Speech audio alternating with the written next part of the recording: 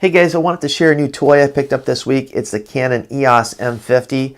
The M50 is Canon's first attempt of a affordable 4K mirrorless interchangeable lens camera.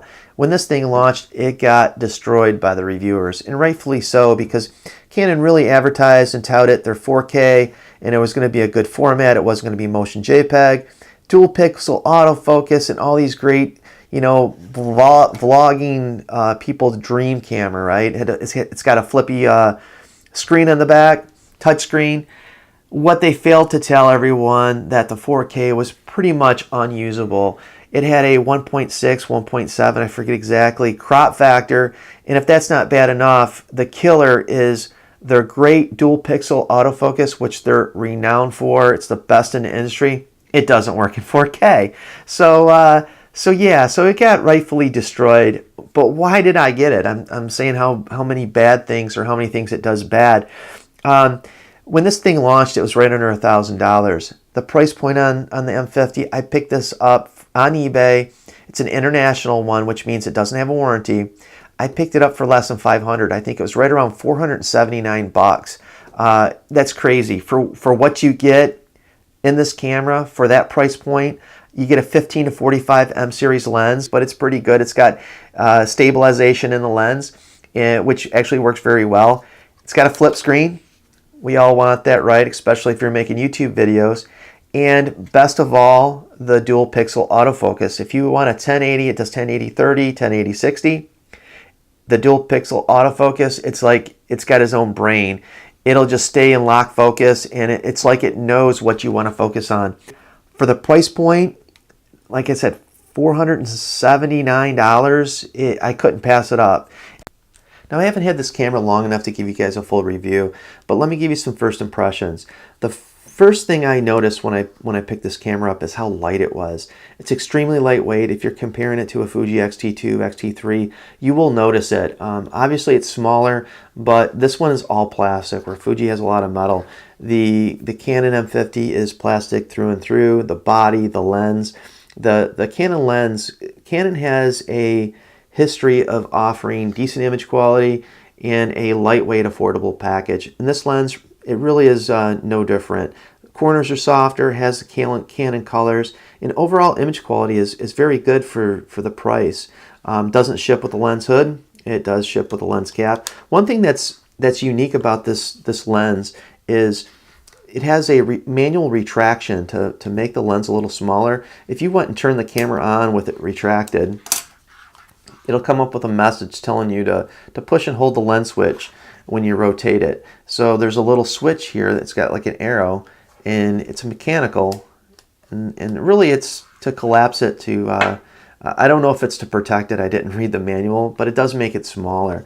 The Canon flippy screen, right? This is one of the big reasons why I purchased this camera. It's a touch screen. It's got the Q button, which gets you to a lot of your features and settings. Now, this camera is very minimalist as far as buttons and dials go, and that's all right. It's got a great touch interface, and I think most people use it. This D-pad, I'll call it a D-pad. It's kind of awkward. It feels weird and cheap, but the other buttons are fine.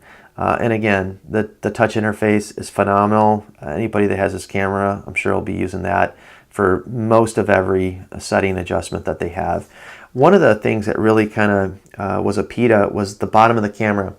The tripod mount, it's centered with the lens, but it's interfered with this door opening.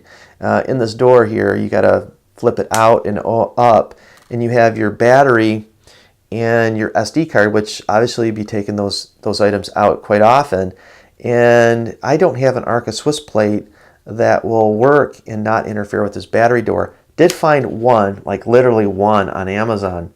It should have been here a couple days ago. Unfortunately, it got lost at the UPS sorting facility. So hopefully it shows up today. If not, I think they'll have to ship me a replacement. I know they were getting very low on stock on that item. So hopefully I'll get that.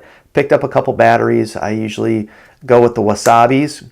They're cheap and they work, and they have decent customer service.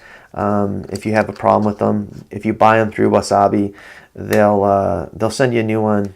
I also don't like the shutter sound. I'm going to go ahead and and put it up to my microphone so you guys can hear it. One feature that I'm really excited about trying is the in-camera time-lapse feature. Now, I used to have this in my Sony a6300 and it was really cool. I don't have it in the Fuji's. Fuji, you have to take a bunch of pictures and then stitch them together in post. But this is built in the camera and it has 3 default settings.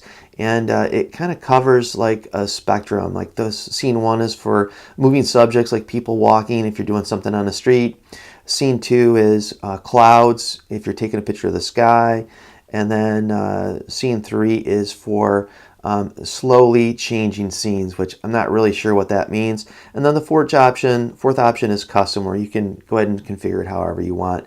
And then it will automatically put everything together for you and put it into either a full HD or a 4K video output. It's really cool to have, especially on vacations. I really wish Fuji would do it, and I'm really excited about trying that feature out. All in all, this camera is hard to beat for the money, guys. If you're a vlogger, YouTube creator, it's really a no-brainer. You just got to go out and get this camera. Now, if you're just getting into photography or videography and you really want to get serious about the craft, I can't really recommend this. And the only time I would recommend this camera is if you said, you know, I have $500 and it's either going to be this camera or no camera for a couple years. Yeah, buy the camera.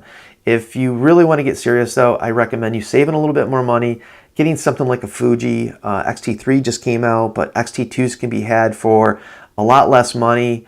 The lenses, everything about the quality, the build quality, the controls, just much more higher end. There's other brands, camera brands and models that are good too. If you guys have any questions around this M50, go ahead and leave it in the comments. I'd be glad to help you. And like always, thanks for watching, and until next time, take care.